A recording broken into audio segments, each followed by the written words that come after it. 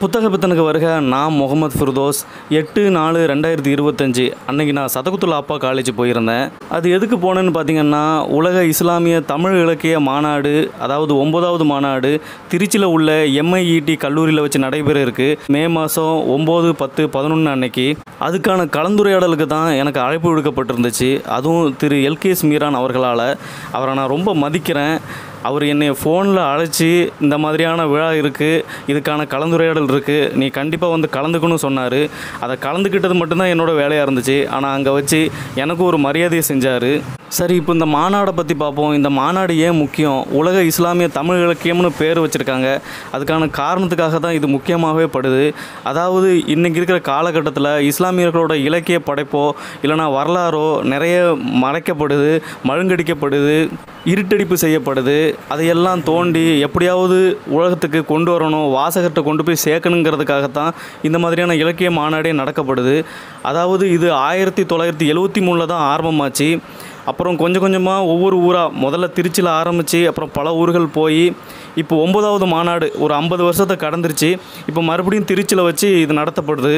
இந்த மாநாட்டில் வச்சு தான் இஸ்லாமியர்களோட 3.5% இடஒதுக்கீடுக்கான கோரிக்கையே நிறைவேற்றப்பட்டுச்சு. அதே மாதிரி இதுவும் ஒரு முக்கியமான மாநாடாக இருக்குது. கிட்டத்தட்ட 10,000க்கும் மேற்பட்டவங்க கலந்துக்கிட இருக்காங்க. இதில் எழுத்தாளர்கள், வெவ்வேறு நாட்டிலேருந்து வரவங்களும் இருக்காங்க, வாசகர்கள் இருக்காங்க, எல்லாருமே கலந்துக்கிட்டு இருக்காங்க. இது ஒரு முக்கியமான ஒரு மாநாடுன்னு சொல்லலாம். இதுக்கான முன்னேற்பாடாக தான் இந்த கலந்துரையாடலும் ஆலோசனை கூட்டமும் நடந்துச்சு.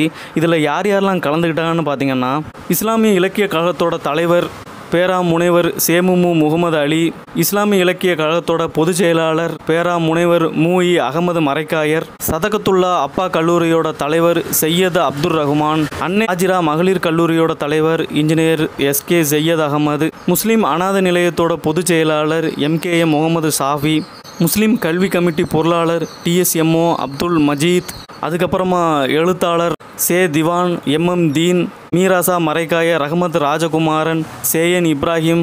இதை ஒருங்கிணைச்சி சரியாக வழிநடத்தினது திருநெல்வேலி மாவட்ட இஸ்லாமிய இலக்கிய கழகத்தோட தலைவர் திரு LKS முகமது மீரான் அவர்கள். குறிப்பாக இந்த மாநாட்டில் யார் கலந்துக்கணும் பார்த்திங்கன்னா, வாசகர்களும் மாணவர்களும் தான். அவங்க தான் அடுத்த தலைமுறைக்கான விதையே. அடுத்த தலைமுறைக்கு நிறைய வரலாறுகளையும் நிறைய இலக்கியங்களையும் கொண்டு போய் சேர்க்க போகிறதே அவங்க தான். இந்த மாநாட்டில் வச்சு தான் புதிய எழுத்தாளர்களோட கவிதைகளும் இலக்கியங்களும் வரலாறுகளும் வெளியிடப்படவும் இருக்குது. அதனால் மறக்காமல் மே மாதம் 9, 10, 11 அன்னைக்கு இந்த மாநாட்டில் கலந்துக்கங்க. உங்களிடமிருந்து விடைபெறுகிறேன். நன்றி.